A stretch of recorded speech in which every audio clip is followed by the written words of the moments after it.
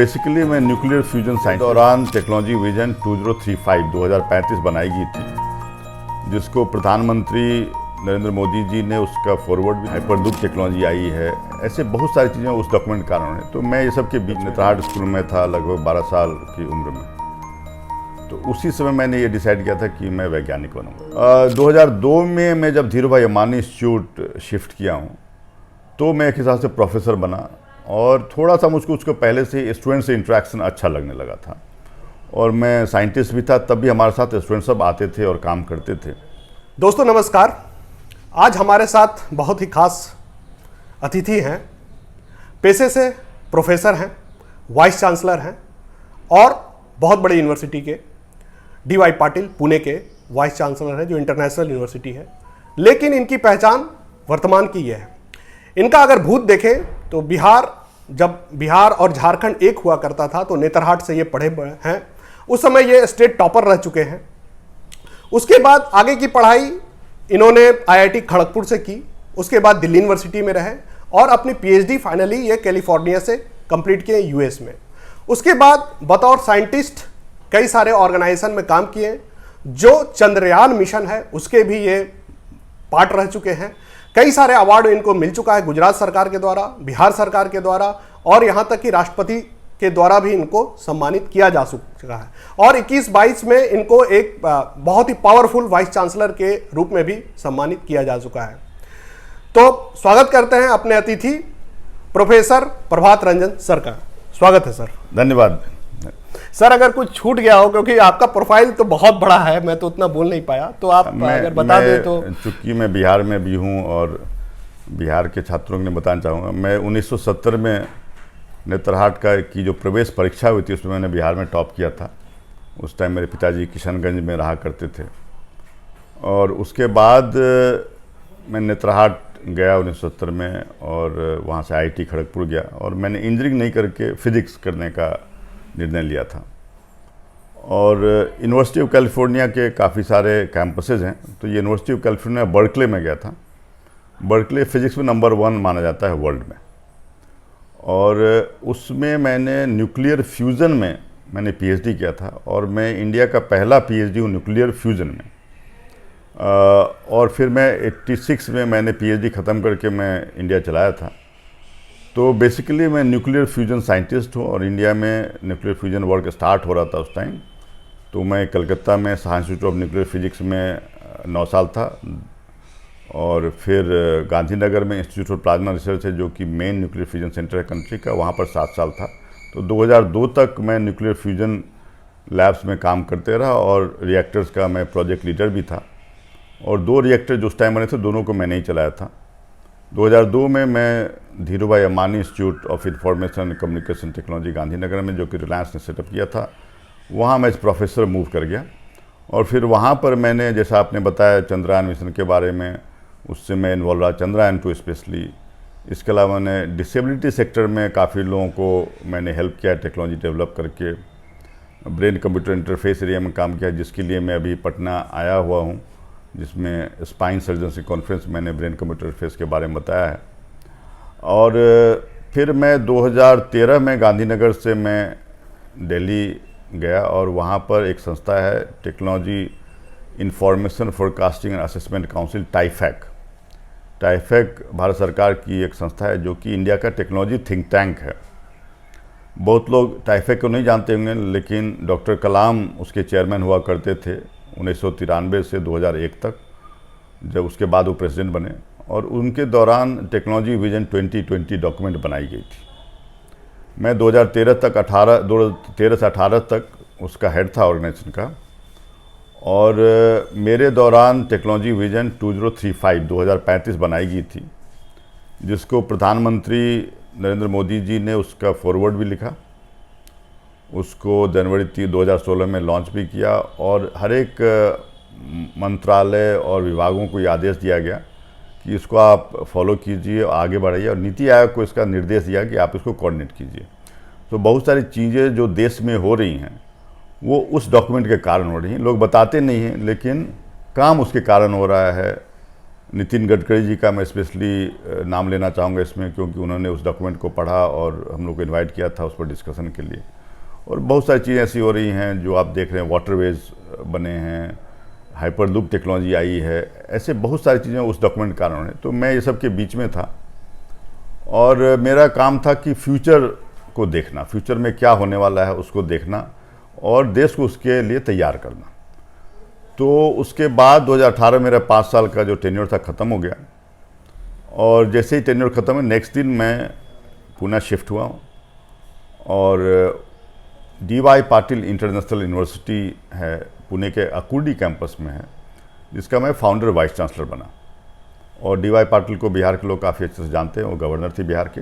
DY Patil के बहुत सारे कैंपसेज हैं, तो हमारा पुणे में 5 कैंपस है DY पाटिल का, कोल्हापुर में है, नवी मुंबई में है, तो हमारा अकुर्डी कैंपस है। चूँकि बहुत सारे कैंपस लिस्ट से हमको सेपरेट करना पड़ता है कौन सा, तो मैं उसका फाउंडर वाइस चांसलर हूँ। तो ये मेरा परिचय है। जहाँ तक मुझे पता है और बहुत जानता हूँ थोड़ा, कि आपका जो पूरा बैकग्राउंड था, आपके बड़े भाई साहब भी IAS रह चुके हैं, आपका बैकग्राउंड भी उसी तरह का रहा, तो आपका जो अपना चुनाव था एकदम मतलब एडमिनिस्ट्रेशन, हालांकि वाइस चांसलर है, एडमिनिस्ट्रेटिव पोस्ट भी है, तो कैसे आप मतलब ये बिहार का एक जो होता है कि IAS IPS बनने का जो क्रेज़ है वो छोड़कर, मोह छोड़कर एक शिक्षा के क्षेत्र में अपना करियर बनाने का आपका निर्णय कैसे बना? ये मुझको विज्ञान में शुरू से रुचि थी और जब नेतरहाट स्कूल में था लगभग 12 साल की उम्र में, तो उसी समय मैंने ये डिसाइड किया था कि मैं वैज्ञानिक बनूंगा। अच्छा। मैंने ये नहीं सोचा था कि मैं एक शिक्षा में जाऊँ, मैंने रिसर्च के बारे में सोचा था। और जैसा कि मैंने कहा कि 2002 तक मैं नेशनल लैब्स US में और इंडिया में था। US में यूनिवर्सिटी ऑफ कैलिफोर्निया बर्कले में मैंने PhD के लिए रजिस्टर किया था और कोर्स वर्क के बाद वहाँ पर एक लॉरेंस बर्कले लैब है, वो दोनों साथ साथ ही हैं, तो वहाँ मैंने रिसर्च किया था। और बर्कले फिजिक्स में नंबर 1 वर्ल्ड में माना जाता था, वहाँ हम लोग के 7 नोबेल प्राइज़ विनर थे। तो फिर वहाँ पर PhD करने में चला आया था, तो मैं साइंटिस्ट बना, वैज्ञानिक बना, वही मेरा सपना था एक हिसाब से। 2002 में मैं जब धीरूभाई अंबानी इंस्टीट्यूट शिफ्ट किया हूँ, तो मैं एक हिसाब से प्रोफेसर बना और थोड़ा सा मुझको उसको पहले से स्टूडेंट से इंटरेक्शन अच्छा लगने लगा था और मैं साइंटिस्ट भी था, तब भी हमारे साथ स्टूडेंट सब आते थे और काम करते थे।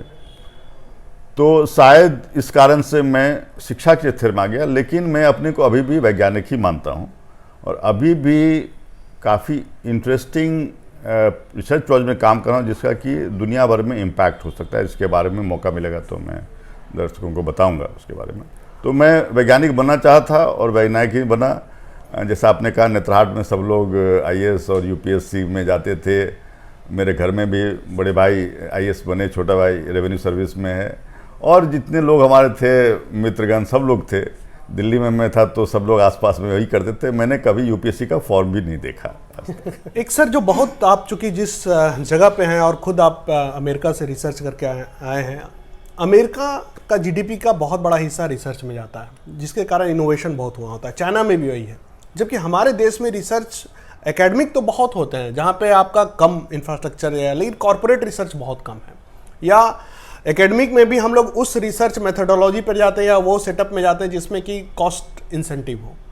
तो इसको आप एज ए रिसर्चर साइंटिस्ट कैसे देखते हैं, और अब खुद आप एकेडमिशियन हैं, तो दोनों में कैसे फिर वो जो कहते हैं ना कि तादात्म्य कैसे बैठाते हैं सर?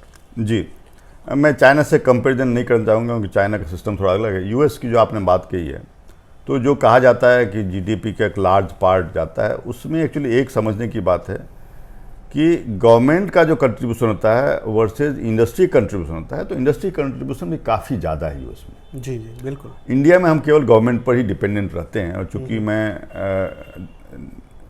ऑल इंडिया जो department of science technology government of India की है उसका मैं पार्ट था और नेशनल पॉलिसी लेवल मेकिंग में था, तो ये सब डिस्कशन अक्सर होता था। लेकिन मेरा एक्सपीरियंस जो रहा, मैं नेशनल लैब में रहा, US में रहा, इंडिया में रहा, 2002 तक रहा, तब तक हमको फंडिंग के बारे में सोचने की जरूरत नहीं पड़ती थी क्योंकि एक बहुत लार्ज प्रोजेक्ट था, उसकी फंडिंग थी, हमको पैसे की चिंता नहीं करनी थी, हमको काम करना था। उसके बाद 2002 में जब मैं यूनिवर्सिटी में आया, धीरूभाई अंबानी इंस्टीट्यूट में रिलायंस ग्रुप का था यूनिवर्सिटी, तो उसमें एक बहुत इंपॉर्टेंट चीज़ मैंने देखा। जब 3-4-5 साल लगा और हमने रिसर्च हमारा लाइन डेवलप होने लगा, तो जब हमारे बच्चे यूएस गए तो बड़ा अच्छा एक फीडबैक देते थे। अच्छा। और वो फीडबैक मुझको बहुत दिन तक मालूम नहीं था, मुझको शायद 5-7 साल पहले उन्होंने बताया। उन्होंने कहा कि जब आपके लैब से हम यूएस गए तो उनको लगा कि हम इंडिया से यूएस नहीं आए, हम यूएस से इंडिया आ गए। अच्छा। मतलब हमारे साथ जो काम कर रहे थे वो एक हायर लेवल का था और यूएस गए तो वो लोअर हो गया। तो हमको बड़ा आश्चर्य लगा कि ऐसा क्यों।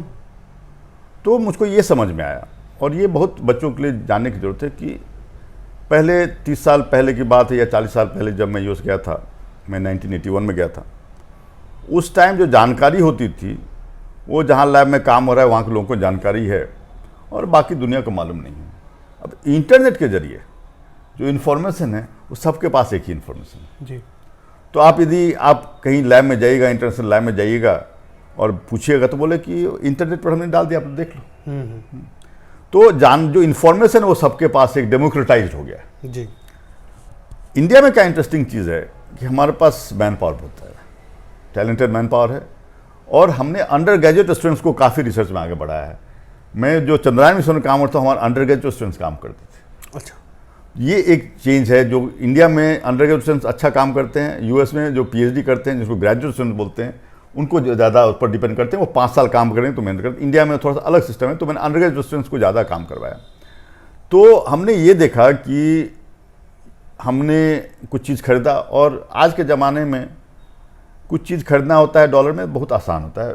शायद 35 साल पहले मैं आया था यहाँ, तो उस टाइम $1 परचेज करना बहुत बड़ी बात होती थी। मतलब पैसे की बात नहीं थी, वो प्रोसेस जो था वो इतना लंबा होता था जी जी। कि इनफैक्ट उसके कारण मैंने एक ब्लॉग भी लिखा इसमें कि मुझको एक काफ़ी नई टेक्नोलॉजी डेवलप करनी पड़ी जस्ट टू अवॉइड कि जितना टाइम जो लगेगा एक चीज़ को बनाने में, उसके बदले में हमने सोचा कि जो इंडिया में चीज़ें हैं उसी से बनाएं, और एक पूरा नया एक रिसर्च एरिया बन गया और जिसका काफ़ी फ़ायदा हुआ। वो अलग बात थी। आज के ज़माने में ये प्रॉब्लम नहीं है। ठीक है, आपको यूएस में शायद 1 दिन या 2 दिन मिल जाए, आपको यहाँ पर 5 दिन 7 दिन में मिल जाएगा चीज़। मैं अक्सर करता हूँ या 2 वीक 3 वीक में मिल जाता है। तो आजकल जो इक्विपमेंट हैं और बहुत सी ऐसी चीज़ें हैं, चिप्स वगैरह हैं, वो आसानी से मिल जाती हैं। मैं गांधीनगर में था तब मैं क्या करता था कि बहुत सारी चिप रिलीज होती थी तो प्री ऑर्डर करते हैं हम लोग। मतलब जो रिलीज होगा मान लीजिए जनवरी 1 को, जी जी, आप उसके पहले आप कंपनी अलाउ करती कि रिलीज से पहले आप ऑर्डर कर दिए, तो जैसे रिलीज होगा तो मैं बहुत सारी चीज़ें मैं प्री ऑर्डर करता था। और फिर मैंने देखा जो हमारे स्टूडेंट यूएस में गए हुए थे वो अक्सर मुझसे पूछते थे कि सर हमको ये काम करना है, ये चिप आपने यूज़ किया है कि नहीं किया है। तो मुझे लगता है भाई तुम लोग क्यों पूछ रहे हो मुझसे, तुम लोग यूएस में हो। तो बोलते कि नहीं यहाँ पर तो काम करने वाले लोग ही नहीं क्योंकि उनको यदि एक अंडरग्रेजुएट स्टूडेंट्स को भी इन्वॉल्व करते तो $50,000 उनको सालाना लगभग खर्चा है। इंडिया में हमारे पास फ्री में काफ़ी लोग काम करने के लिए तैयार हैं। तो हमारे पास ये है कि यदि यूनिवर्सिटी सपोर्ट करती है तो हम आगे बढ़ा सकते हैं। और हमारे पास हमने अपनी यूनिवर्सिटी में बहुत सारी फैसिलिटी किए हुए हैं और अंडरग्रेजुएट स्टूडेंट्स काम कर रहे हैं। वो डायरेक्ट वाइस चांसलर से ही बात करते हैं, व्हाट्सएप पर पूछते हैं कि ये चाहिए हमको, मैं खरीद के देता हूँ। इसके साथ में एक चीज़ जोड़ना चाहूँगा, जो पैसे की कमी की बात हो रही है, मुझको ये बताते हुए खुशी हो रही है। ये मेरी चिंता थी। मैं एक साइंटिस्ट हूँ। मैं 2013 तक यूनिवर्सिटी में रहा, नेशनल लैब में रहा, फिर दिल्ली गया तो वहाँ मैं एक ऑर्गेनाइजेशन टेक्नोलॉजी थिंक टैंक था, लेकिन यूनिवर्सिटी नहीं था, एजुकेशन इंस्टीट्यूट नहीं था। तो मैं जो काम करना था नहीं कर पा रहा था। तो मैंने सोचा कि अब यूनिवर्सिटी में, नए यूनिवर्सिटी में आए हैं तो नई यूनिवर्सिटी में आपको चैलेंजेस होते हैं, अपॉर्चुनिटी भी होती है। तो कैसे रिसर्च कर पाएंगे और कैसे मैं कर पाऊँगा।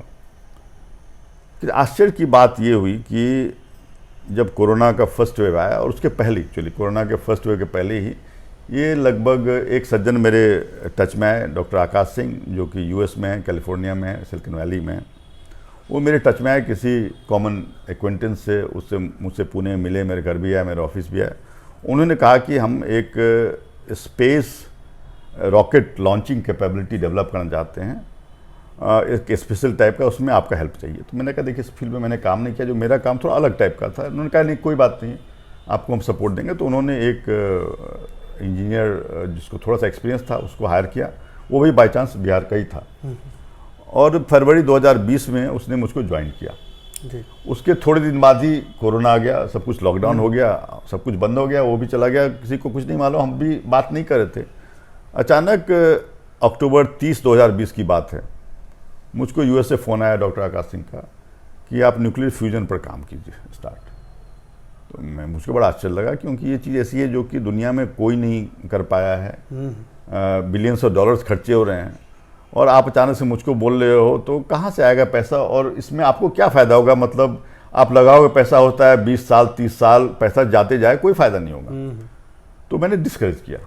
तो उन्होंने कहा कि नहीं आप इसकी चिंता मत करो।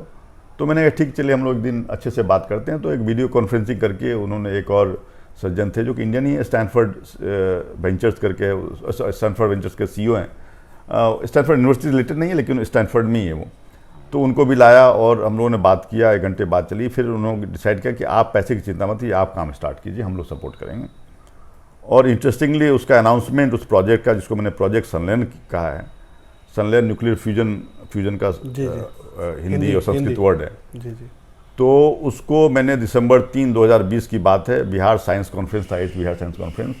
मैं बाई चांस पट नहीं आया हुआ था उस टाइम, लेकिन मैंने ऑनलाइन ही था, ऑनलाइन इवेंट था। उसमें मैंने न्यूक्लियर फ्यूजन के बारे में चर्चा की थी। उस टॉक में मैंने अनाउंस किया, ये पहली बार पटना से ही, इसी घर से मैंने अनाउंस किया था ऑनलाइन, कि ये पहली बार इंडिया में ऐसा हो रहा है कि प्राइवेट इन्वेस्टमेंट से ऐसी चीज़ जिसमें कि दुनिया में कोई कुछ नहीं कर पाया है, जो बहुत अनसर्टेन है, उसको हम लोग पहली बार स्टार्ट कर रहे हैं। और मैं इस प्रोजेक्ट का चीफ मेंटर हूँ। और उसमें फिर फाइनली मार्च, लगभग 1 साल पहले से हमने साइंटिस्ट इंजीनियर को हायर करना शुरू किया। 6 लोग मेरे साथ काम कर रहे हैं। उसमें ऐसा काम हम लोग करने का प्रयास करें जो दुनिया में आज तक किसी ने नहीं किया है। और यदि हम सफल होते हैं तो बहुत बड़ी बात होगी, लेकिन ये जो बहुत डिफिकल्ट टास्क है। लेकिन मैं बोल रहा हूँ कि ऐसी भी अपॉर्चुनिटी आ गई हैं। और ये एक अकेला नहीं, हमने क्रोनिक हेल्थ पर भी काम स्टार्ट किया है, उसको भी यूएस से सपोर्ट मिल रहा है। वो तो दोनों एक ही प्रोजेक्ट, एक ही इन्वेस्टर से आ रहा है। दोनों का हमने लैब सेटअप कर दिया है अपने यूनिवर्सिटी में और काम चल रहा है। इसके अलावा एक जॉर्जिया टेक इंस्टीट्यूट है, काफ़ी वेल नोन है यूएस में। उसके जो साइंटिस्ट हैं उन्होंने मुझको कांटेक्ट किया कि वो ग्लोबल वार्मिंग को स्टॉप करना चाह रहे हैं। उसके लिए एक अम्ब्रेला इन द स्काई बनाना चाहते हैं, जिसको रिवर्सिबल जीवन, उसमें हमारा सपोर्ट चाहिए। एक हवाईन साइंटिस्ट ने कहा कि हमको स्पेस टेक्नोलॉजी यूज़ करके एग्रीकल्चर फार्मर्स को हेल्प करना है। ऐसे रिक्वेस्ट अपने आप आ रहे हैं, मैं नहीं अप्रोच कर रहा हूँ उनको, वो अपने आप आ रहे हैं। अभी मैं यूएस गया था तो एक सज्जन मिले मुझसे जो कभी ऑनलाइन मिले थे, वो ग्रीक साइंटिस्ट है, वहाँ यूएस में स्टैनफोर्ड से PhD किया है। उन्होंने मुझको रिक्वेस्ट किया एक स्पेशल कैमरा डेवलप करने। अचानक अपने आप हो रहा है। तो ये एक इंडिया के लिए बहुत अपॉर्चुन मोमेंट है कि सरकार के भरोसे छोड़ दें जी, और वर्ल्ड इज ओपन। अब लोग ये देख रहे हैं कि ये काम इंडिया में जैसे IT सेक्टर में हुआ था, वैसे ही रिसर्च सेक्टर में हम सस्ते में कर सकते हैं, हम अपने टैलेंट को यूज कर सकते हैं। तो ये बहुत बड़ा चेंज हो रहा है जिसको लोगों को समझने की जरूरत है। और सरकार के भरोसे छोड़ दे। मैं सरकार से 1 पैसा इसलिए नहीं लेता हूँ क्योंकि सरकार 1 पैसा देती है, उसके प्रोसेस में 50 अरंगे लगते हैं। तो मैं उस पर अपने आप, मैंने जैसे मैं AICTE के आइडिया लैब कमेटी का चेयरमैन हूँ, लेकिन मैंने जो सेटअप किया उसमें मैंने 1 भी पैसा सरकार का नहीं यूज़ किया। और मेरी फैसिलिटी काफ़ी अच्छी बन गई है और पूरे इंडिया में वही कॉपी हो रहा है। तो आज अपॉर्चुनिटी है और ये चिंता नहीं किया जाए कि सरकार कितना पैसा GDP खर्चा करते नहीं करती है, अपॉर्चुनिटी ज़्यादा है। एक लास्ट पॉइंट और मैं इसे बोलना चाहूँगा, जो अक्सर बात होती है कि इंडस्ट्री एकेडमिया गैप की बात होती है, कि इंडस्ट्री आगे बढ़ती है, एकेडमिया पीछे रहती है। ये क्वेश्चन ही गलत है जी। ये क्वेश्चन इसलिए गलत है कि इंडिया में हम टेक्नोलॉजी इंपोर्ट करते हैं। तो होता है कि इंडस्ट्री इंपोर्ट करती है और हम पीछे पीछे चलते हैं। पहले ब्रिटिश आए, वो टेक्नोलॉजी वहाँ से हुआ, जैसे मान लीजिए जमशेदपुर में स्टील प्लांट सेटअप हुआ, तो हम लोग मैन्युफैक्चरिंग करते थे, मशीन बाहर से इंपोर्ट किया, मैन्युफैक्चरिंग टेक्नोलॉजी हम नहीं डेवलप करते थे। यही माइंडसेट तक अभी चल रहा है। यूएस में क्या होता है कि जो टेक्नोलॉजी डेवलप होती है वो एकेडमिया में होती है पहले, अच्छा, उसके बाद वो इंडस्ट्री पे आती है। और इंडिया में हम चूंकि टेक्नोलॉजी इंपोर्ट करते हैं तो हमको सही क्वेश्चन पूछना चाहिए। एक्चुअली एकेडमिया को इंडस्ट्री से आगे होना चाहिए। ये तभी होगा जबकि एकेडमिया में रिसर्च हो जो कि इंडस्ट्री के लिए रेलेवेंट हो, और केवल पेपर पब्लिकेशन के चक्कर में नहीं रहें जो कि अक्सर होते हैं।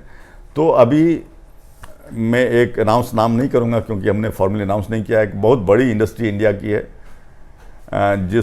जिनके एम्प्लॉयज़ के लिए हमने एक प्रोग्राम स्टार्ट किया है। फॉर्मली अनाउंस नहीं किया है, लेकिन जो एक बहुत बड़ी टेक्नोलॉजिकल चेंज आने वाली है उसमें वो लीडर हैं इंडिया में, और वो चाहते हैं कि उनके एम्प्लॉयज़ को हम ट्रेन करें। उनके लिए हमने स्पेशल प्रोग्राम फॉर्मुलेट किया है जो हम स्टार्ट कर रहे हैं। और जब उनके साथ इंटरेक्ट हमने किया, हमने विजिट किया फैक्ट्री को, देखा कि बहुत सारी चीज़ ऐसे कर रहे हैं जिसमें कि हम लोग इनपुट देकर उनको इम्प्रूव कर सकते हैं जी। लेकिन एकेडमी में भरोसा नहीं है उनको, क्योंकि मुझको लोग ट्रस्ट करते हैं तो इसलिए बात कर पाते हैं। तो अभी मैंने देखा कि ऐसा नहीं कि एकेडमियाँ नहीं कर पाती है, लेकिन हमको ये सोच बदलाव की ज़रूरत है। गवर्नमेंट पर डिपेंड नहीं करें, इंडस्ट्री को आगे आना पड़ेगा और एकेडमिया को आगे आना पड़ेगा। पेपर पब्लिकेशन के चक्कर से हटकर यूजफुल काम करें जिससे कि देश बदलेगा और तब सोच भी बदलेगी। अच्छा, ये जो वैज्ञानिक बनना है, बहुत लोगों को ऐसा लगता है, खास करके हमारे यूथ को लगता है कि वैज्ञानिक बनने का मतलब है कि आप किसी बंद कमरे में पैक हो जाएंगे, परिवार से कोई मतलब नहीं रहेगा, दोस्तों से मतलब नहीं रहेगा, और आपकी जीवन बहुत स्टीरियोटाइप की होगी। तो ऐसा है क्या? जी, ऐसा कुछ भी नहीं है। जैसा कि जीवन में एक बार यहीं पर पटना में दूरदर्शन में मेरा एक प्रोग्राम था बिहान में, तो उन्होंने पूछा कि साइंटिस्ट को जब हम देखते हैं सोचते हैं तो उनको एक दाढ़ी बड़ी होनी चाहिए और ये सब होनी चाहिए, तो आप तो ऐसे कुछ लग नहीं रहे हैं। तो मैंने कहा कि देखिए, जीवन में यदि सामान्य में देखिए किसी का दाढ़ी बड़ा रहता है, किसी का, तो ऐसे साइंटिस्ट में भी वैसे ही होते हैं। तो ऐसा कोई जरूरत नहीं कि आजकल या कभी जो एक हमारा स्टीरियोटाइप है कि एक साइंटिस्ट है लैब में रहेगा और काम करते रहेगा, उसको दुनिया से कोई मतलब नहीं, ऐसी कोई जरूरत नहीं। साइंटिस्ट भी एक सामान्य मनुष्य है और उसमें अपने ऐसा नहीं कि जीवन में सब कुछ भूल के वो लैब में ही रहता है, ऐसा भी कुछ नहीं है। स्टीरियोटाइप एक है। और मैं बचपन में एकदम नहीं बोलता था और मुझको बोलने से डर लगता था, लेकिन धीरे धीरे मैं काफ़ी ज़्यादा बोलता हूँ और प्रोफेसर होने के नाते ये मेरा कर्तव्य है कि मैं बोलूँ, मैं नहीं बोलूँगा। तो और मैं सोशली काफ़ी एक्टिव हूँ। आप देखिए फेसबुक पर, लिंक्डइन पर हमारे कुछ 13,000 से ज़्यादा फॉलोअर्स हैं, फेसबुक पर हैं, और काफ़ी चीज़ें ऐसी होती हैं। अब अभी जिस परसों मैं रेस्टोरेंट में यहाँ गया था, मैं जैसे ही बैठा तो कोई एक परिवार आया और वहाँ पर एक यंग था, वो मेरे पास पहुँचा, बोला कि आप प्रभात रंजन जी हैं? कि हाँ। तो नहीं, आपको मैं फेसबुक पर फॉलो करता हूँ। तो अब बिहार में वैसे तो बहुत कम ही रहा हूँ, लेकिन लोग जानते हैं सोशल मीडिया में काफ़ी एक्टिव रहा हूँ। और अभी कोरोना पीरियड में लास्ट 2 साल से मैंने जो डेटा एनालिसिस करके प्रेडिक्ट करते हैं ना, काफ़ी एक्यूरेट रहा है। जी जी। इनफैक्ट आज भी मैं करने वाला हूँ कुछ उसके बारे में। अच्छा जी सर। तो अगर सर कोई कॉलेज का बच्चा हो या स्कूल का बच्चा हो जो देखते हैं अक्सर, अगर उनको साइंटिस्ट बनने के उनके मन में तमन्ना हो कि मुझे साइंटिस्ट बनना है, तो उन्हें क्या करना चाहिए? वो रास्ता कौन सा, कैसे होके जाता है? देखिए, आजकल पहले हम लोग जब थे, मैं 1976 में IIT खड़गपुर गया था, उस टाइम नेतरहाट में हम लोग में एक डिवीज़न होता था कि कुछ लोग साइंस लेते थे, कुछ लोग आर्ट्स लेते थे। और अक्सर मैं देखता है UPSC में जिनको इंटरेस्ट था, थोड़ा सा वो आर्ट्स की तरफ जाते थे, उनको लगता था कि वो आसानी से हो सकता है। तो कुछ लोग उसमें अच्छे लोग थे जो कि आर्ट्स में जाते थे इसके लिए, और उसके अलावा साइंस के लोग लेते थे। कुछ लोग इंजीनियर बनना चाहते थे, कुछ डॉक्टर बनना चाहते थे, और जो लोग UPSC में जाना चाहते थे या तो आर्ट्स लेते थे या प्योर साइंस लेते थे जी। क्योंकि उस समय UPSC में जो सब्जेक्ट्स थे वो केवल यही साइंस और आर्ट्स के ही सब्जेक्ट्स थे जी। बाद में कभी शायद 1980 के आसपास UPSC में दूसरे सब्जेक्ट्स भी अलाउ कर दिए गए, जिसमें कि आपको इंजीनियरिंग मेडिकल सब भी हो गए। तो फिर बच्चों ने सोचा कि हम क्यों साइंस या ह्यूमैनिटी में जाएं, इंजीनियरिंग मेडिकल में जाएं, तो एक जॉब का प्रोस्पेक्ट भी बेटर रहेगा, और फिर उसके बाद तैयारी करके हम UPSC में जाएं। तो ये भी एक रास्ता बन गया। तो उससे फिर धीरे धीरे हमने देखा कि थोड़ा साइंस में जो एक ग्रुप जाता था या ह्यूमैनिटी जाते थे, जो अच्छे बच्चे थे, वो थोड़ा कम होने लगा। तो साइंटिस्ट की जब हम बात करते हैं और काफ़ी लोग हमारे संपर्क में आते हैं, यंग लोग, कि मुझको स्पेस में काम करना है, नासा में काम करना है, इसरो में काम करना है, तो ऐसे नहीं, साइंटिस्ट बनने के लिए आपको साइंस में ही डिग्री चाहिए। अच्छा।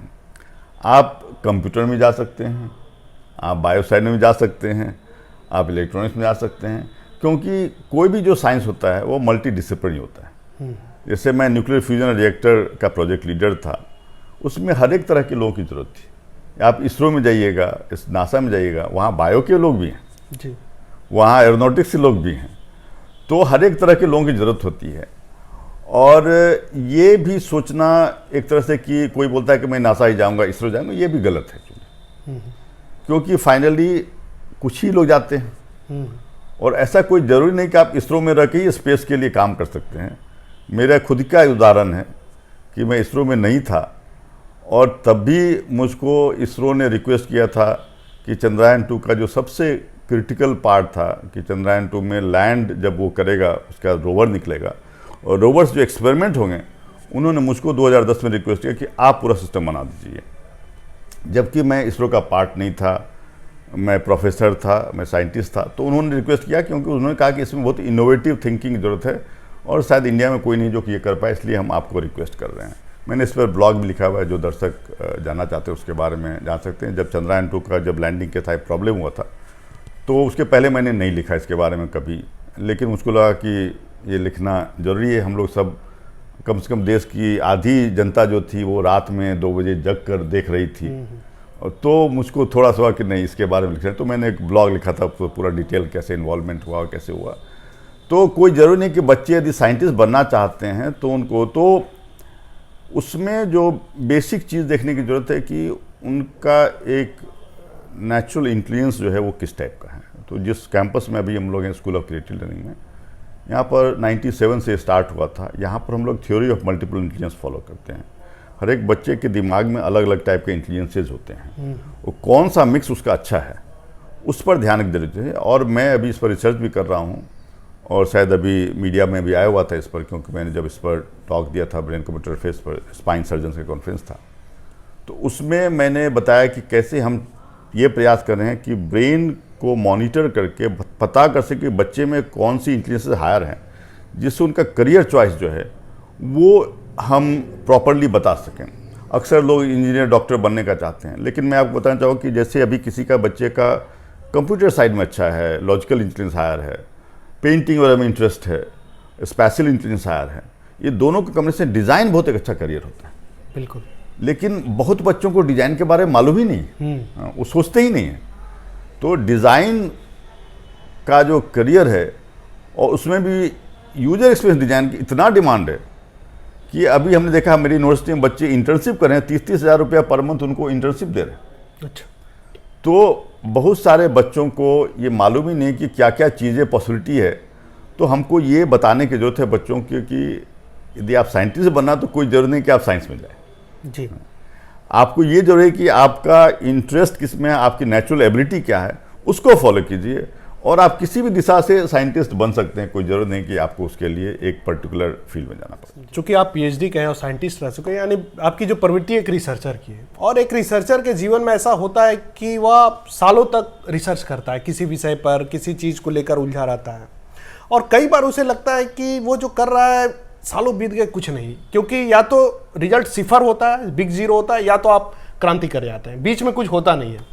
तो कई बार जब आपका ब्रेक थ्रू नहीं मिलता है तो लगता है कि काश इससे अच्छा तो एक दरबान भी होते हैं, तो कौन सा रोज तो कुछ आउटपुट तो दिखता है, यहाँ तो आउटपुट नहीं दिख रहा, तो फ्रस्ट्रेशन की भी स्थिति आती है। तो कभी आपके लाइफ में हुआ कि रिसर्च करते हुए कि क्या हो रहा है कुछ? पहले तो मैं बताना चाहूँगा कि जो आपने कहा कि या तो रिजल्ट जीरो होता है या क्रांतिकारी, तो ऐसा नहीं होता है जी। अक्सर बहुत सारे जो रिसर्च होते हैं इंक्रीमेंटल होते हैं, तो काफ़ी वाइड वैरायटी है। बहुत कम ही ऐसी चीज़ें होती हैं जो कि एक रिवॉल्यूशनरी होते हैं, बहुत कम होते हैं। अदरवाइज जनरली इंक्रीमेंटल वर्क काफ़ी होता है, और इंडिया में मैक्सिमम इंक्रीमेंटल होता है। मेरे जीवन में जब मैंने पीएचडी स्टार्ट किया, और इस पर लोग ब्लॉग में पढ़ना चाहे, मैं न्यूक्लियर फ्यूजन साइंटिस्ट कैसे बना उसकी बेस्ड मैंने ब्लॉग लिखी है।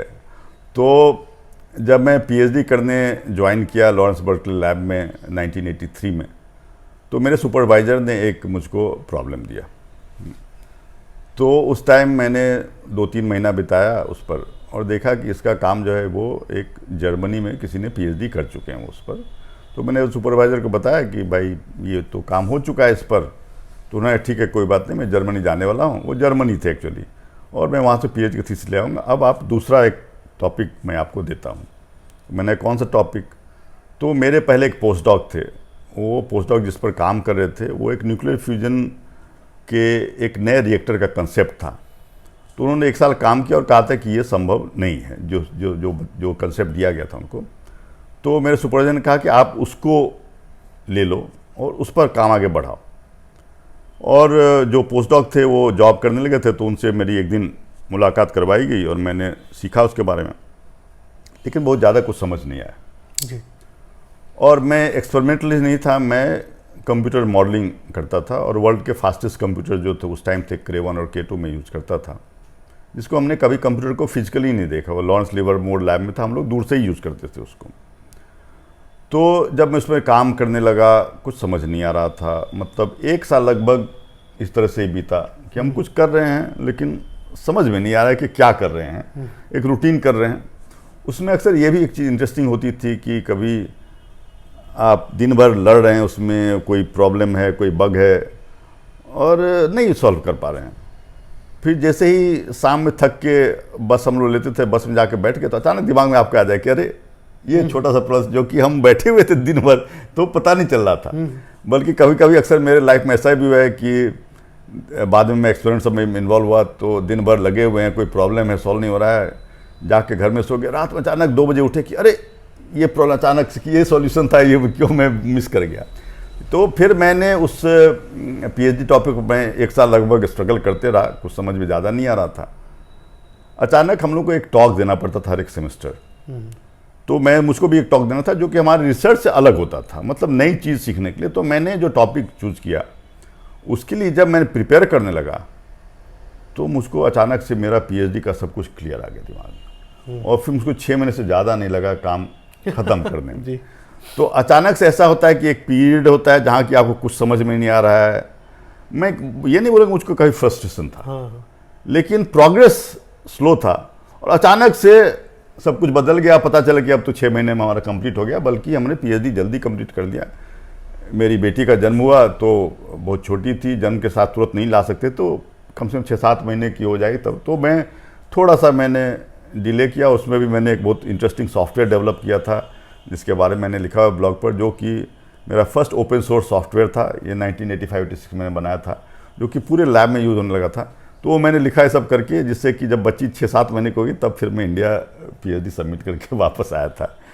तो ऐसी परेशानियां होती हैं। पीएचडी कॉमिक्स करके बहुत पॉपुलर एक साइट भी है और उसके काफ़ी सारे आते हैं जो कि पीएचडी रिलेटेड जो फ्रस्ट्रेशन है उस पर फोकस करते हैं लोग।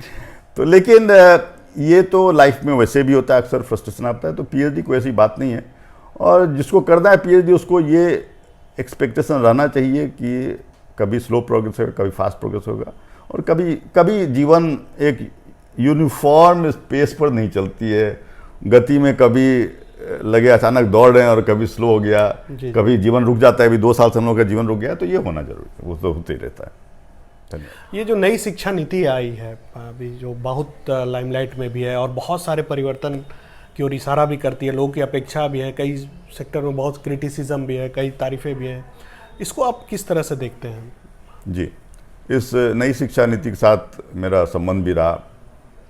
हमने टाइफैक में जब मैं था टेक्नोलॉजी विजन 2035 प्रिपेयर किया था हमने, तो उस टेक्नोलॉजी विजन 2035 में हमने कंट्री के लिए एक दिशा दी थी कि किस दिशा में देश को जाना चाहिए, और उसके साथ साथ अलग अलग सेक्टर में हमने रोड मैप भी प्रिपेयर किए थे, जिसमें मैंने शिक्षा को सबसे ऊपर में रखा था। यदि वो डॉक्यूमेंट देखिएगा, और लिस्ट 12 सेक्टर के रोड मैप थे, उसमें मैंने एजुकेशन को सबसे टॉप पे रखा था।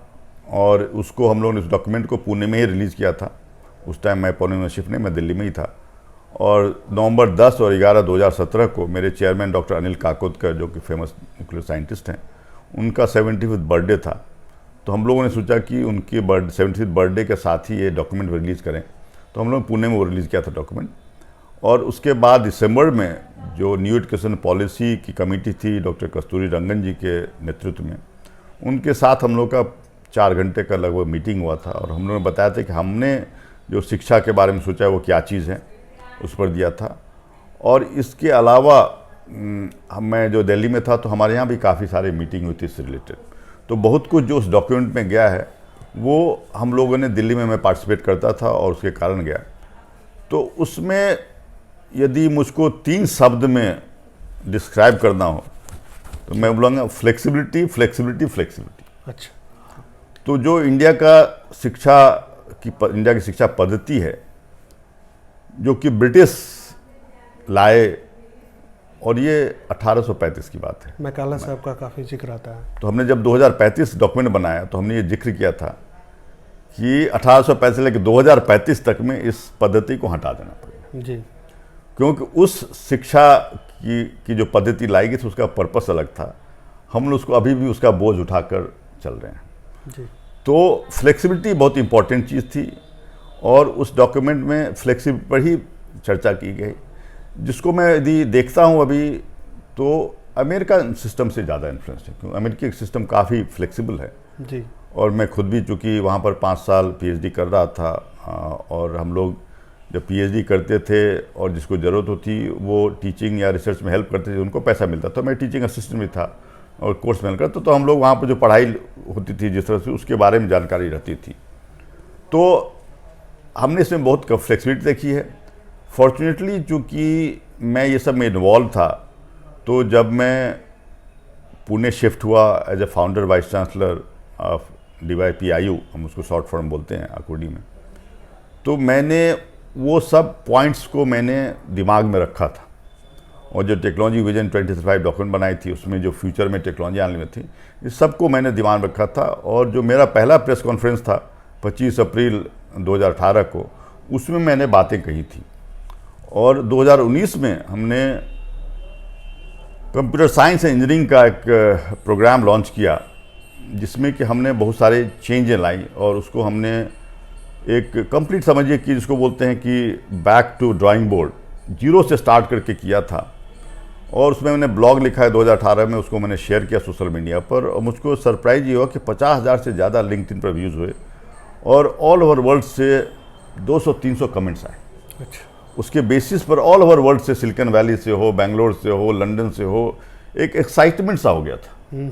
मुझको कभी ऐसी आशा नहीं थी और टू बी फ्रैंक मैं लिंक्डइन ज़्यादा यूज़ भी नहीं करता था। तो उसमें जो फीडबैक है उसके बेसिस पर मैंने कंप्यूटर साइंस इंजीनियरिंग लॉन्च किया। मैंने all India council of technical education है जिससे मैं इन्वॉल्व हूँ, अभी भी हूँ, मैंने उनको इसके बारे में जानकारी दी कि हमने ऐसा प्रोग्राम लॉन्च किया है, यदि शायद इसमें कुछ आपको अच्छा लगे तो आप इसको यूज कर सकते हैं। उनको बहुत पसंद आया।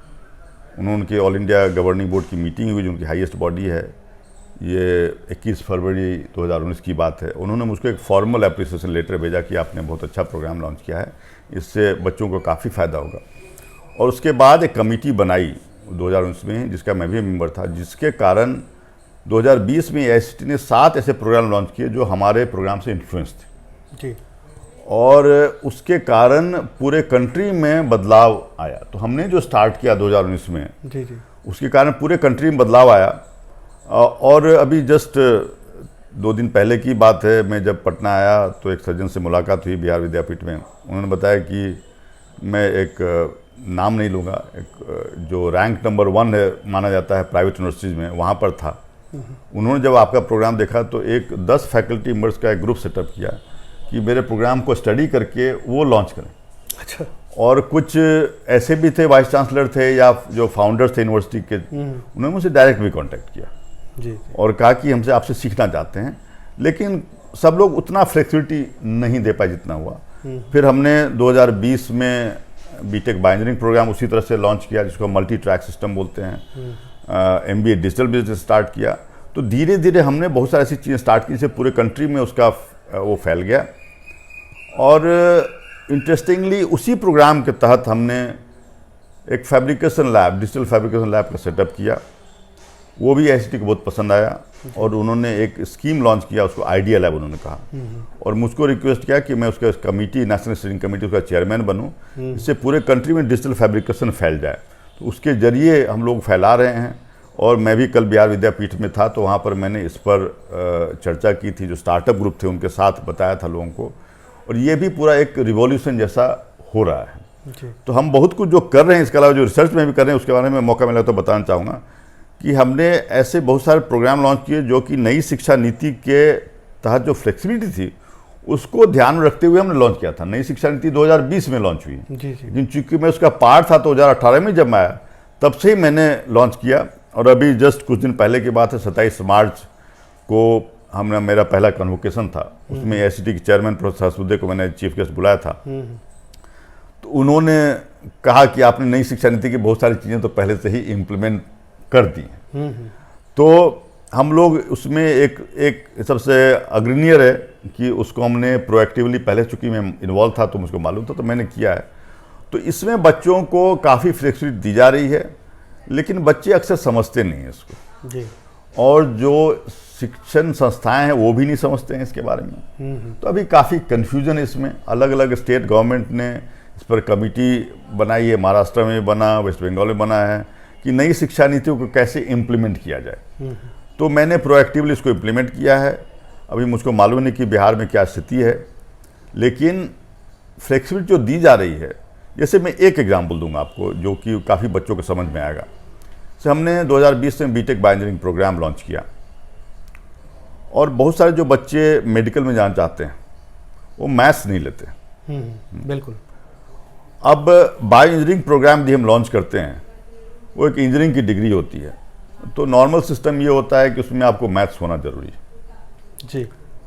हमने कहा कि बच्चों को क्यों वंचित किया जाए, वो किसी कारण से मैथ्स उन्होंने नहीं लिया, तो हमने कहा कि नहीं, हम अलाउ करेंगे। उसमें हम ब्रिज कोर्स करेंगे।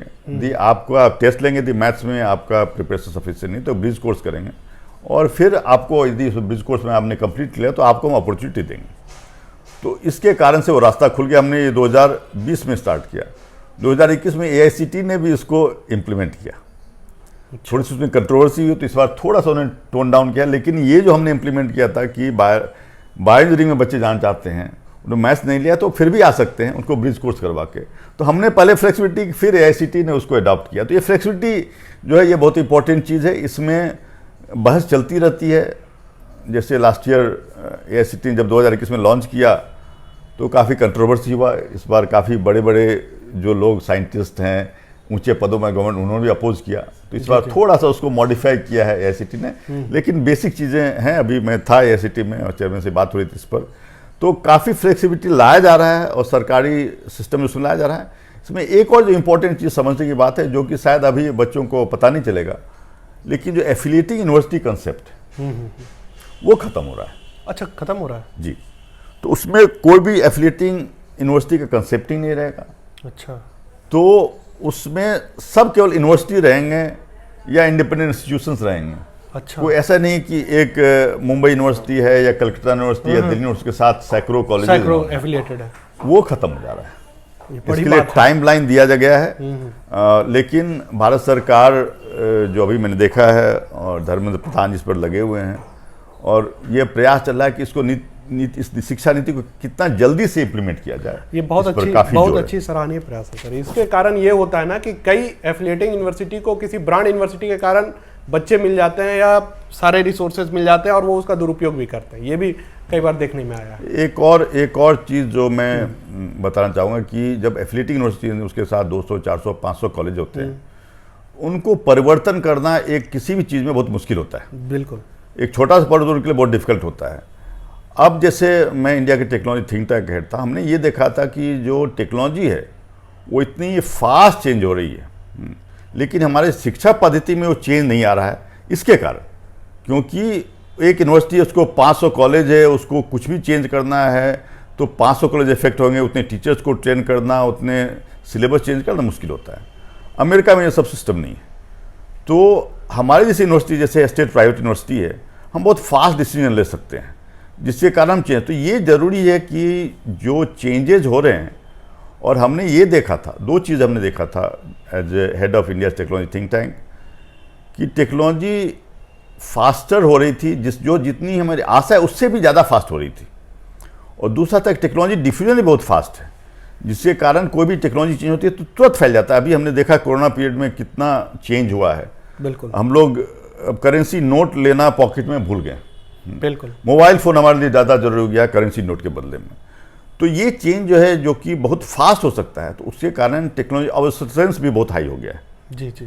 शायद आप लोग कुछ लोगों को पेजर याद होगा। मैं भी एक पेजर खरीदा, लेकिन कुछ महीनों, एक साल के अंदर में वो कहाँ चला गया मुझको मालूम नहीं, क्योंकि मोबाइल फ़ोन आ गया। तो ये बहुत ज़रूरी है कि जो करिकुलम हमारा है वो चेंज हो। तो एफिलिएटिंग यूनिवर्सिटी में ये प्रॉब्लम था, तो इसके कारण बच्चों को बहुत फ़ायदा होगा। लेकिन अभी कुछ साल तक जो ट्रांजिशन फेज है, इसमें काफ़ी कन्फ्यूजन रहेगा। और हमारी जैसी यूनिवर्सिटी है, जो कि एक स्टेट प्राइवेट यूनिवर्सिटी है, हम इंडिपेंडेंट है, हमको चेंज करने में कोई प्रॉब्लम नहीं है। हम लोग बहुत फास्ट काम कर पा रहे हैं इसके कारण, जिसके कारण जो हमने कंप्यूटर साइंस का प्रोग्राम किया या बाइनरी का प्रोग्राम किया या MBA डिजिटल बिजनेस, हमने MBA डिजिटल बिजनेस फोकस किया है। जी। और उसी जैसे हमारा डिज़ाइन का कोर्स है, यूजर एक्सपीरियंस डिज़ाइन है, ये सब हमने उस तरीके से किया, उसमें फ्लेक्सिबिलिटी, मल्टी ट्रैक सिस्टम में डिज़ाइन किया है, फ्लेक्सिबिलिटी बिल्ट इन उसमें, जिससे कि जो चेंजेस होते हैं, आप आज 4 साल के प्रोग्राम में इंटर कीजिए और जब तक ग्रेजुएट कीजिए तब तक चीज़ें चेंज हो जाएंगी। बिल्कुल। तो हमने उसको फ्लेक्सिबिलिटी डाली इसलिए कि हम आपको अब जब इंटर कर रहे हैं तब क्या चीज़ है उसके लिए प्रिपेयर नहीं कर रहे हैं, जब आप निकल रहे हो तब क्या चीज़ है उसके लिए प्रिपेयर कर रहे हैं, क्योंकि टेक्नोलॉजी चेंजेज हो रही है। तो जैसे जैसे आप बढ़ते जा रहे हैं हमारे सिस्टम में वो चेंज है। तो ये सब हमने इम्प्लीमेंट किया है, जो कि न्यू एजुकेशन पॉलिसी के तहत भी है, जिसमें और भी बहुत सारे फ्लेक्सिबिलिटी दी गई हैं, जिसमें कि मल्टीपल एंट्री मल्टीपल एग्जिट की बात कही गई है, मेडिकल साइंस में भी बहुत कुछ कहा गया है। तो मेरी आशा है कि न्यू एजुकेशन पॉलिसी एक स्टेप है, सही दिशा में है। इसको इम्प्लीमेंट कितना हम कर पाते हैं, किस दिशा में कर पाते हैं, किस तरीके से कराते हैं, वो बहुत ज़रूरी है। अक्सर मैंने देखा है कि इंडिया में पॉलिसी बहुत अच्छी बनती हैं, इम्प्लीमेंटेशन के टाइम में उसमें वो बहुत कुछ हम मिस कर जाते हैं। लेकिन मेरी आशा है कि न्यू एजुकेशन पॉलिसी सरकार काफ़ी इस पर जागरूक है और काफ़ी फोकस ला रहे हैं, और मुझको आशा है कि अभी कुछ महीनों में इसमें काफ़ी परिवर्तन आएगा। हमारे देखने वाले जो यूथ हैं सर, उनके सामने जो लक्ष्य होता है, कैरियर होता है, वो मल्टीपल होता है। उनको लगता है ये करें वो करें, और कई बार इस दिग्भ्रम में वो कुछ नहीं कर पाते, या वह अपने जितनी उनमें क्षमता है वो नहीं पहुंच पाते हैं। तो चूँकि आप खुद वाइस चांसलर हैं, आप बच्चों के बीच हैं, तो बच्चों को मतलब अगर किसी को एक सक्सेसफुल कैरियर बनाना है तो क्या उनके लिए रास्ता क्या हो सकता है? तो जो मैंने पहले ही कहा था कि मैं school of creative learning Patna के कैंपस में हूँ, और यहाँ पर जो theory of multiple intelligence follow किया जाता है, हमको ये जानना जरूरी कि बच्चे के दिमाग में उनकी जो नेचुरल एबिलिटीज़ हैं वो कौन सी अच्छी हैं। और एक राज्यसभा का प्रोग्राम है यूरेका, जिसमें शायद 2015 में मेरे साथ आधे घंटे का इंटरेक्शन हुआ था। इसमें उन्होंने यही सवाल पूछा था कि आप देश के युवाओं के लिए क्या संदेश देना चाहेंगे। तो मैंने ये कहा था कि फॉलो योर पैशन। आज हर एक क्षेत्र में अपॉर्चुनिटी है, आप यदि कभी भी हैं उसके लिए भी अपॉर्चुनिटी है। अभी ये चैनल यूट्यूब के लिए रिकॉर्ड किया जा रहा है, इसमें भी अपॉर्चुनिटी है। काफ़ी सारे लोगों का प्रोफेशन यूट्यूबर हो गया है। एक यूट्यूब पर एक किचन का या कुकिंग का चैनल चलता है, लाखों लोग उसको देखते हैं।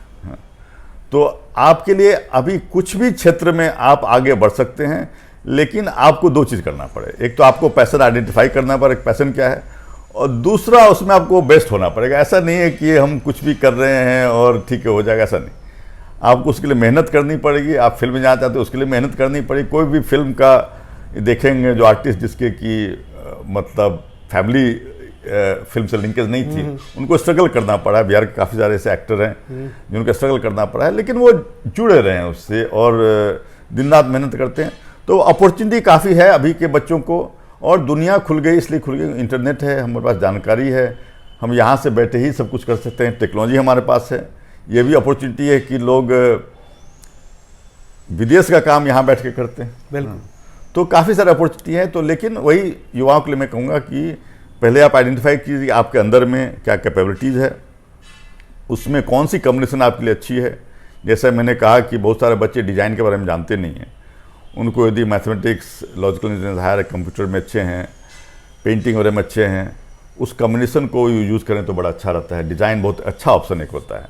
या इस तरह से किसी को जर्नलिज्म, मास कम्युनिकेशन का बहुत इंपॉर्टेंट रोल हो गया है, और जैसे इस टाइप की टेक्नोलॉजी जैसे आ गई है, इसके लिए आपको कोई जरूरत नहीं कि आप स्टूडियो में हो, आपको सेटअप हो, आप एक मोबाइल जर्नलिस्ट हो सकते हैं आप। और जो मीडिया कम्युनिकेशन इतना बदल रहा है, तो एक एस्टैब्लिश जो जर्नलिस्ट है, एक यंग उससे आगे बढ़ सकता है यदि वो टेक्नोलॉजी को अडाप्ट करे। बिल्कुल। तो इसलिए काफ़ी अपॉर्चुनिटी है इसमें भाषा का बहुत इंपॉर्टेंट रोल है। पहले हम लोग सोचते थे इंग्लिश में आप नहीं कीजिएगा तो नहीं होगा, आजकल ऐसा कुछ नहीं है। हमने देखा है कि शायद हिंदी के फॉलो करने वाले ज़्यादा होते हैं। मैंने एक बार मछली के एक रेसिपी का मैं देख रहा है, बांग्लादेश की एक लेडी थी, गांव की लेडी थी, मछली पकड़कर बनाने तक और अपने बच्ची को खिलाने तक का पूरा बांग्ला में उसने डिस्क्राइब किया और पूरा रिकॉर्ड करके डाला हुआ था, और शायद लाखों लोग उसको देखने आते हैं जी। तो काफ़ी अपॉर्चुनिटी है बच्चों के लिए, उनको ये आइडेंटिफाई करना चाहिए और कन्फ्यूजन नहीं रखें, जो भी करे फॉलो करें। हाँ, इसमें वो अक्सर होता है कि ये भी करना है वो भी करना है, वो बीच दो नाव के ऊपर पाव देकर वो फिर गिर जाते हैं मैदान में। बिल्कुल। तो उनको फॉलो करें और जो भी फॉलो करें उसको आगे बढ़ाएं। जी, अक्सर जब आप लोग जैसे सक्सेसफुल आदमी का प्रोफाइल कोई सुनता है या देखता है या गुजरता है तो लगता है कि भाई हम लोग जैसे जैसे कई लोग फेलुअर होते हैं उन्हें लगता है कि भाई ये तो फिर अद्भुत प्राणी है या कोई महामानव टाइप का आदमी है जो निकल गया। तो सर कभी आपके लाइफ में ऐसा हुआ है कि कोई एग्ज़ाम वगैरह दिए हो या कहीं कुछ बहुत एक्सपेक्टेशन हो और बिलो द बेल्ट आए हो और आपको लगा हो कि ये क्या हो गया, ऐसा तो होना ही नहीं चाहिए था? हाँ, ऐसा 2-3 बार हुआ है जो मैं बताना चाहूँगा।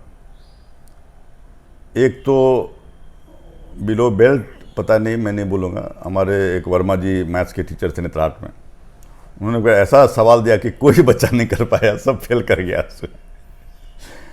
दूसरा मैं एक इंटरेस्टिंग, जब मैं बिहार बोर्ड 10th का एग्ज़ाम मैंने दिया और मैं फिजिक्स में काफ़ी अच्छा था, तो उसमें सवाल जो पूछे गए उसमें एक था कंजर्वेशन ऑफ मास के बारे में पूछा गया था। तो मैंने कहा कि ये कंजर्वेशन मास गलत है, एक्चुअली कंजर्वेशन मास और एनर्जी होना चाहिए। और मैंने उसमें आइंस्टीन का इक्वेशन E=mc² लेके समझाया और भी बहुत कुछ बातें कही। उसको फिजिक्स में उसको बहुत कम नंबर मिला था, मतलब जो मुझको 100 में 100 मिलना चाहिए था शायद 65 या के आसपास मिला था, क्योंकि जो एग्जामिनर था शायद उसको समझ ही में नहीं आया कि मैं क्या बोल रहा हूँ। तो मुझको उसके कारण जो मैथ्स में मुझको 99 था और फिजिक्स में जो मैं बहुत अच्छा था और मैंने top university of the world से PhD किया, उसको मुझको बिहार बोर्ड में काफ़ी कम नंबर दे दिया गया, क्योंकि शायद मैं उनके एग्जामिनर के लेवल से मैंने ज़्यादा लिखा था। और ये मैंने अक्सर बिहार बोर्ड की बात नहीं है, मैंने खड़गपुर में ही देखा था चीज़ कि मैंने एक सवाल का उत्तर दिया, काफ़ी अच्छे तरीके से दिया और एडवांस तरीके से दिया, कैलकुलस यूज़ करके मैंने दिया था। तो टीचर को बड़ा अजीब सा लगा कि नहीं नहीं ये कैसे होता है, ये तो गड़बड़ है। तो फिर मुझको बहुत समझाने के बाद उन्होंने पूर्ण नाम दिया। और मैं दिल्ली यूनिवर्सिटी में गया तो वहाँ भी मैंने प्रॉब्लम फेस किया था कि मैंने एक प्रॉब्लम को बहुत अच्छे तरीके से टेंसर यूज़ करके सॉल्व किया और उन्होंने नंबर ठीक से नहीं दिया और कहे कि नहीं नहीं ये तो लगता है कि आप इस तरह से करो तो समझेंगे लोग कि आपने कॉपी कर दिया है। तो हमने कहा जो क्लास में तरीका है उसको हम कॉपी करते हैं तो अच्छी बात है, लेकिन मैं एक नए तरीके से करता तो उसको आप बोलते हो क्यों? तो ये अक्सर मैंने फेस किया है ऐसा कि आप एक तो जेन्युइन हुआ, जैसे वर्मा साहब का प्रश्न ऐसा था कि कोई शायद नहीं कर पाया, और लेकिन कुछ ऐसे भी हैं कि आपने सवाल का उत्तर सही दिया है, शायद वो टीचर के लेवल से ज़्यादा है या वो जो एक्सपेक्ट करते हैं उससे अलग है, तो उसको भी हम लोग डिस्कस करते हैं तो उसमें वो कम नंबर दे देते हैं अक्सर। यदि आपके पास ये मौका है कि आप टीचर के पास जा सकें, जैसे खड़गपुर में था या दिल्ली यूनिवर्सिटी में बात कर सकते हो तो अलग बात है। अब बिहार बोर्ड में वो चला गया तो फिर आप कुछ भी करेंगे तो वो नहीं होगा, तो क्या तो पता नहीं चलता है। तो ऐसी समस्याएं तो आई हैं, कभी कभी आई हैं जी। एक सर विद्यार्थियों के सामने, चूंकि आप खुद एक बड़े यूनिवर्सिटी के वाइस चांसलर हैं, स्ट्रेस में विद्यार्थी बहुत आ जाते हैं। कई बार वो पढ़ाई का तनाव होता है, कैरियर का तनाव होता है या कोई भी तनाव होता है और वो गलत कदम उठा जाते हैं, जिसमें सुसाइड्स वगैरह अक्सर होता है। विद्यार्थी जीवन में इन तमाम जो परिस्थिति हैं उसको कैसे हैंडल करें, स्ट्रेस मैनेजमेंट कैसे विद्यार्थी करें? जी, बहुत महत्वपूर्ण प्रश्न है ये, और स्पेशली जब से कोविड हुआ है उसके बाद से इसकी इम्पोर्टेंस काफ़ी बढ़ गई है। हमने ये देखा कि 2 साल से बच्चे क्लास में नहीं आए, बहुत सारे ऐसे बच्चे हैं जो कि एडमिशन लिए लेकिन कभी क्लास में नहीं। और जब हम लोगों ने क्लास शुरू किया तो बहुत सारे बच्चे डरते हैं क्लास में आने से जी। वो नहीं समझ पा रहे हैं कि कैसे हम दूसरे बच्चों के साथ क्लास में 100-200 बच्चे हैं उनके साथ कैसे क्लास में रहें। ये भी हो रहा है, वो टीचर को बोलते हैं कि हम नहीं आ पा रहे हैं। कुछ टीचर को भी समस्या आने लगी जी कि ऑनलाइन पढ़ाते थे, अब बच्चे आ रहे हैं क्लास में तो उनको भी अचानक से लगने लगा कि हम क्लास में कैसे जाएं। उल्टा भी हुआ था जी जी। जब पहली बार उनको कैमरा फेस करना पड़ा ऑनलाइन तो बहुत सारे फैकल्टी में उनको प्रॉब्लम है। तो कभी भी जब ट्रांजिशन होता है तो ये उसमें दिक्कतें आती हैं। मैंने ये देखा कि जो फ्रस्ट्रेशन का कारण होता है उसमें एक होता है पारिवारिक जो वातावरण होता है वो एक बहुत इम्पॉर्टेंट रोल प्ले करता है। उसमें ये परिवार को ध्यान रखना चाहिए कि अनड्यू एक्सपेक्टेशन फ्रॉम चिल्ड्रन वो नहीं होना चाहिए। जी। अक्सर होता है कि हम माता पिता हम अपनी जो आकांक्षाएं हैं वो अपने बच्चों के जरिए अचीव करना चाहते हैं। हम नहीं कर पाए, हम चाहते थे मान लीजिए इंजीनियर बनना, हम डॉक्टर बनना चाहते, तो हम चाहते कि हमारे बच्चे वो बन के दिखाएं, या हम IAS बनना चाहते तो बच्चे बन के दिखाएं। तो हम अपनी जो आकांक्षाएं बच्चों पर थोप देते हैं, वो गलत चीज़ है। हर एक बच्चे को अपना उनका जो एबिलिटी है, उनकी जो डिज़ायर्स हैं, उसमें बढ़ने देना चाहिए, और वो एक बहुत ज़रूरी है। मेरे लिए ये बहुत बड़ी बात थी कि मैं बचपन में 10 साल की उम्र में नेतरहाट चला गया था, और कभी मेरे पिताजी ने कभी ये प्रेशर नहीं डाला कि ये करो वो करो, बल्कि मैंने कभी उनको बताया भी नहीं मैं क्या करने वाला हूँ। मैं जाके परीक्षा दे देता तो उसके बाद बताता था उनको कि ये हो गया, लेकिन कभी उनको मौका नहीं मिला शिकायत करने का। तो लेकिन अक्सर ये होता है कि पेरेंट्स इंटरफेयर करते हैं। दूसरा एक जो इम्पोर्टेंट चीज़ है कि डायलॉग।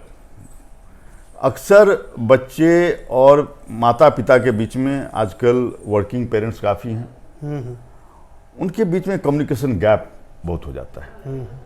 वो बच्चे क्या कर रहे हैं, और आजकल मोबाइल फ़ोन इंटरनेट के कारण तो क्या होता है कि बच्चे अपने रूम में भी हैं। पहले तो था कि भाई घर से बाहर मत जाओ, दोस्तों से मत मिलो, अब ऐसा कुछ नहीं है। आप घर के बैठे हैं, आप बाथरूम में, आप कहीं से भी दुनिया से कनेक्टेड हैं। फिर आपके दिमाग में क्या चल रहा है, आप क्या कर रहे हैं, किसी को पता नहीं होता है। ऐसा हुआ था, काफ़ी सारे केसेस ऐसे हुए हैं कि पेरेंट्स को पता नहीं है बच्चा क्या गड़बड़ी कर रहा है, क्या क्राइम कर रहा है, और क्राइम करने के लिए आपको घर से बाहर जाने की जरूरत नहीं।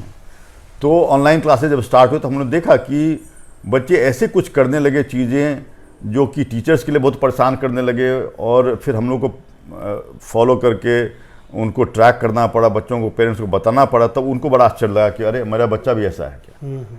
तो ये भी एक ज़रूरी है कि कम्युनिकेशन हो। और आज के ज़माने में तीसरी बात जो है कि हमने ये भी देखा कि जब कोरोना पीरियड हुआ और बीच बीच में हम लोग को लगता था कि खुल जाएगा थोड़ा सा, जैसे वेव कम होता था, लड़कियां सबसे ज़्यादा आना चाहती थी आउट ऑफ होम, क्योंकि लड़कियों पर ज़्यादा प्रेशर घर में होता है काम करने का। तो उनको लगता था कि यदि हम हॉस्टल चले जाएं तो हमको बड़ा आश्चर्य लगता था कि भाई हम सोचते थे कि मैंने लड़कियां तो चाहेंगी कि नहीं हम घर में, तो उल्टा होता था जी। और ये खुशी की बात ये भी मैंने देखा है कि स्पोर्ट्स के क्षेत्र में लड़कियां ज़्यादा आ रही हैं जी। तो ये भी एक बदलाव मैं देख रहा हूँ कि लड़कियों का कॉन्फिडेंस ज़्यादा बढ़ा है, और बहुत सारी ऐसी चीज़ों में जो कि नहीं जाते थे। अब ये मैं महाराष्ट्र में हूँ, लेकिन बिहार के बच्चे काफ़ी हैं, बंगाल के बच्चे हैं, तो उनमें भी देखता हूँ कि मैं काफ़ी ये है, तो अपॉर्चुनिटी अभी काफ़ी मिल रही है। और जो मेन जो साइकोलॉजिकल प्रेशर होता है उसमें हमको लगता है कि परिवार का रोल काफ़ी बड़ा है, टीचर का भी रोल काफ़ी इंपॉर्टेंट है। टीचर का रोल बहुत इंपॉर्टेंट है, क्योंकि टीचर का 1-to-1 जो इंटरेक्शन होता है, तो उसमें हमने काउंसलर्स को अपॉइंट करना शुरू किया है। अब पहले तो ऑनलाइन ही कर पाते थे, और अब हम लोग उसको प्रयास कर रहे हैं कि फिजिकल जो बच्चे आ रहे हैं तो उसमें मिक्स मोड में रहता है। बहुत और अक्सर बच्चे एनोनिमिटी चाहते हैं, वो बताना नहीं चाहते हैं अपने बारे में, अपना नाम नहीं बताना चाहते हैं, तो हम उसका भी प्रयास कर रहे हैं। और पर्सनली मैं लगभग 20 साल से ज़्यादा शिक्षा के फील्ड में हूँ, मुझको काफ़ी इंटरेक्शन करने का बच्चों को मिला है, और काफ़ी को मैंने हेल्प भी किया है। उसमें अक्सर ये भी देखा गया है, इनफैक्ट 2 केसेज ऐसे थे जिसमें कि उनको एक स्टूडेंट थी, उसको अपने ट्विन सिस्टर जो थी उसके कारण प्रॉब्लम होता था कि उसका एडमिशन कहीं होगा, इसका एडमिशन कहीं हुआ, उसके कारण उसके दिमाग में चलता था। एक दूसरी स्टूडेंट थी, उसको अपने यंगर सिस्टर से परेशानी होती थी, क्योंकि सब लोग उसको अप्रिशिएट करते थे। तो घर में ये भी देखना जरूरी है कि हम बच्चों को कंपेयर नहीं करें, या पड़ोस के बच्चों से कंपेयर करते हैं, ये कंपेरिजन करना छोड़ दें। सब बच्चे अलग हैं, उनको अपना जीवन अपने पैरों पर उनके हिसाब से करना है। तो परिवार का बहुत बड़ा इंपॉर्टेंट रोल है इसमें। एक सर बहुत अच्छा आपने जो इनलाइटनमेंट किया है पेरेंट्स के नज़रिए से, बहुत अच्छे बताए आपने। लेकिन कई बार ये होता है कि हमारे अपने जो सहपाठी हैं, हमारे अपने जो साथ में कलीग हैं, हम कई बार जानते रहते हैं कि हमारा उनसे हो सकता है मेंटल कैलिबर अच्छा हो, परफॉर्मेंस भी अच्छा हो, लेकिन कई बार ऐसी परिस्थितियाँ बनती है कि वो आगे निकल जाता है, किसी इंट्रेंस एग्जाम हो या कहीं प्रोग्रेस हो या कहीं अपॉर्चुनिटी अच्छी मिल गई, और वो हम पे एक तरह से मेंटल प्रेशर क्रिएट करता है, और कई बार वो डिस्टर्ब भी करता है, डिस्ट्रैक्ट भी करता है। तो ऐसी परिस्थितियों को सर कैसे हैंडल किया जाए? देखिए, मैंने अपने जीवन से मैं कहूँ तो मैंने कभी अपने आप को अपने सहपाठियों से, या जो पीयर ग्रुप है जी, सहपाठी कभी आपके क्लास में हो सकते हैं और कभी दोस्त होते हैं, परिवार में भी होते हैं, पीयर ग्रुप जिसको हम लोग बोलते हैं, उसमें कभी मैंने अपने आप को कंपैरिजन करना नहीं चाहा। तो ये एक कंपैरिजन ये होता है कि एक ही एग्ज़ाम दे रहे हैं, एक का हो गया दूसरे का नहीं हुआ, या एक जॉब के लिए अप्लाई की है, एक का हो गया दूसरे हो गया। तो हमने अपने जीवन को दूसरों से अलग करना है। हम अपने आप को एक इंडिविजुअल समझे। कोई ज़रूरत नहीं कि आज जो एक स्केल होता है या जो मापदंड होता है, जैसे मैं था नेत्राट में था, दिल्ली यूनिवर्सिटी में था, हमारे सब आसपास में IPS IAS UPSC की तैयारी करते हैं। हमारे क्लासमेट जो थे, जिनका हमसे मान लीजिए हमसे एक साल जूनियर हो गए, बिहार के सेशन कारण लेट हो गए, काफ़ी लोग मेरे बैच में 2 IAS और 4 IPS थे 60 के बच्चों में। लेकिन मैंने कभी अपने आप को उनसे कंपैरिजन करना ही नहीं चाहा, मैंने कभी UPSC का फॉर्म ही नहीं देखा, कभी मेरा इंटरेस्ट ही नहीं था।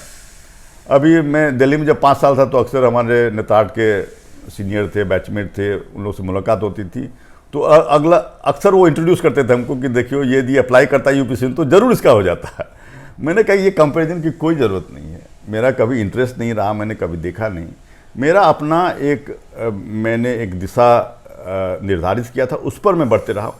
हो सकता है उसमें कभी मैं सीढ़ी से एक स्टेप पीछे चला जाऊं, कभी एक स्टेप आगे बढ़ जाऊं, लेकिन आपने अपना एक रास्ता चुना है, मैंने अपना रास्ता चुना है। और कोई जरूरत नहीं कि सब लोग एक साथ ही चलें। कभी गाड़ी चलती है रास्ते में, कभी देखे एक गाड़ी आगे बढ़ गई, कुछ देर बाद दूसरी आगे बढ़ जाती है। अक्सर ऐसा भी होता है कि एक जो गाड़ी आगे बढ़ी थी उसमें कुछ प्रॉब्लम आ गया और दूसरी गाड़ी जो पीछे चल रही थी वो आगे बढ़ गई। तो जीवन को एक सीमित तरीके से नहीं देखा जाए। एक एग्ज़ाम हुआ, लेकिन जीवन बहुत बड़ा है, और जीवन का जो रोल है वो केवल एक परीक्षा या एक जॉब से नहीं होता है। उसका जो रोल है, जैसे मेरा काफ़ी समय जाता है सामाजिक काम में। मेरे ब्लॉग पर देखेंगे मैंने डिसेबिलिटी सेक्टर में बहुत सारा काम किया है, जी जी। उसमें काफ़ी टाइम बिताता हूँ। मैंने बहुत सारी ऐसी चीज़ें की हैं जिससे कि हेल्थ प्रॉब्लम सॉल्व होते हैं।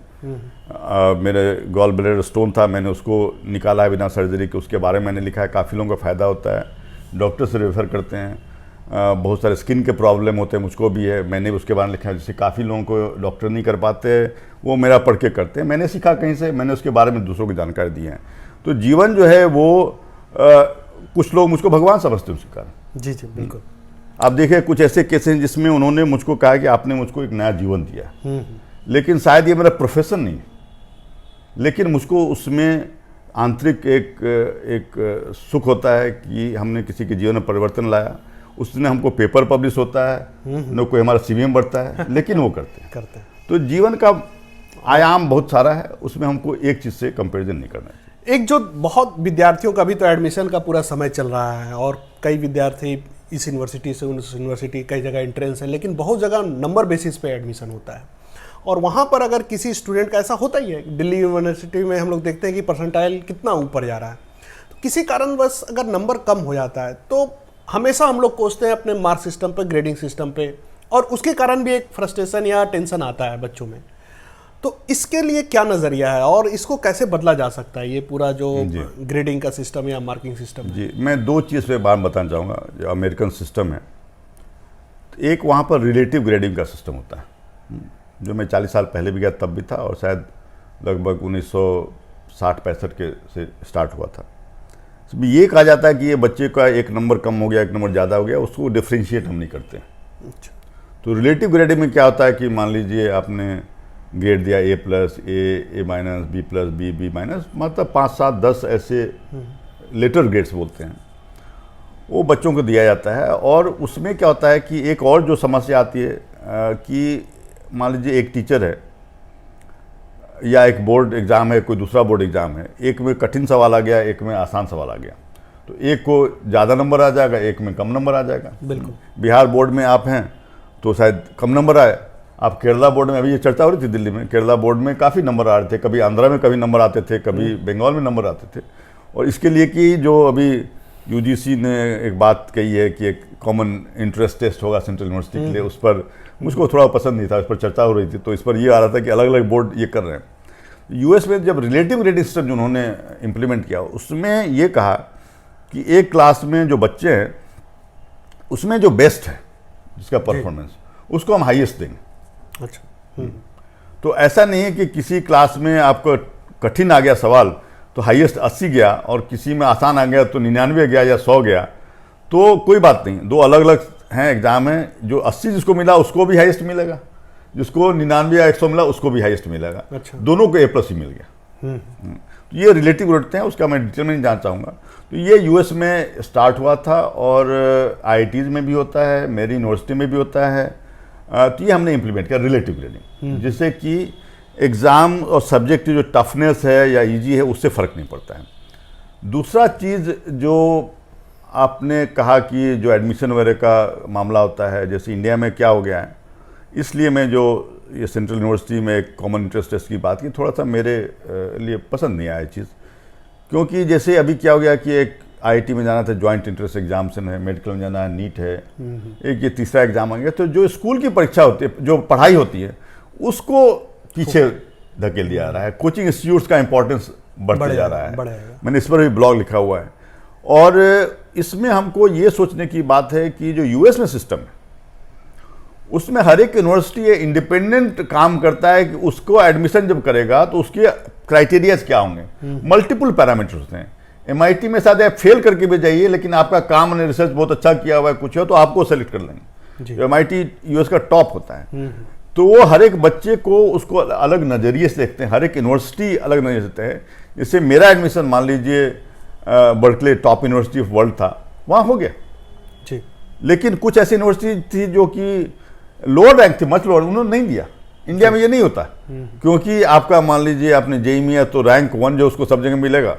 वहाँ पर मल्टीपल पैरामीटर्स देखते थे, उनका अपना जो इंटरेस्ट है, वहाँ पर जो रिसर्च हो रहा है, या हम ये भी होता था कि ये लगता था कि ये बच्चा हमारे जो लेवल के बच्चे आते हैं नॉर्मल यूनिवर्सिटी में उससे ज़्यादा है, उसको एडमिशन नहीं देते क्योंकि वो एक्सेप्ट नहीं करेगा जी। तो उसको पहले ही छाड़ देते थे जी जी। तो मेरा ऐसा हुआ कि टॉप यूनिवर्सिटी मिले, सेकेंड रैंक यूनिवर्सिटी में नहीं मिले जी। तो वो यूनिवर्सिटी को फ्रीडम होती। इंडिया में ये हम लोग अभी एक्सेप्ट नहीं कर पाए हैं, तो हमने अपनी यूनिवर्सिटी में इसके लिए कुछ किया है जिसमें कि हम बच्चों को मल्टीपल अपॉर्चुनिटी देते हैं। मैंने एक वाइस चांसलर फेलोशिप भी किया है, इसमें बच्चे जो कि केवल नंबर्स में नहीं, किसी एक चीज़ मैथ्स ओलंपियाड में मान लीजिए किया है, या तो उनको हम प्रोत्साहन देते हैं, उनको फेलोशिप देते हैं। अच्छा। और हम चाहते हैं कि ऐसे लोगों को हम लाएं यूनिवर्सिटी में, और जो कि केवल परीक्षा के ऊपर डिपेंडेंट नहीं रहे, उससे हम अलग जाएं, क्योंकि ऐसे ही बच्चे आपको आगे बढ़ेंगे और वो आपके यूनिवर्सिटी का नाम रोशन। तो हमने अपने यूनिवर्सिटी में सब सिस्टम डाला है और हम उसको आगे बढ़ाते जा रहे हैं।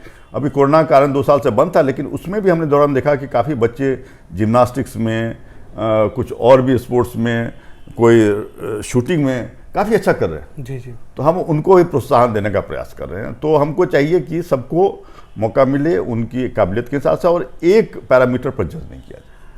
तो ये थे हमारे साथ professor Prabhat Ranjan sir, vice chancellor DY Patil international university Pune के। आपको ये बातचीत कैसी लगी सर? आपने बहुमूल्य समय दिया, धन्यवाद। धन्यवाद। और हमारे देखने वालों को बहुत सारी ज्ञान भी मिलेगी, प्रेरणा भी मिलेगी, और कई रास्ते उन्हें दिखेंगे भी।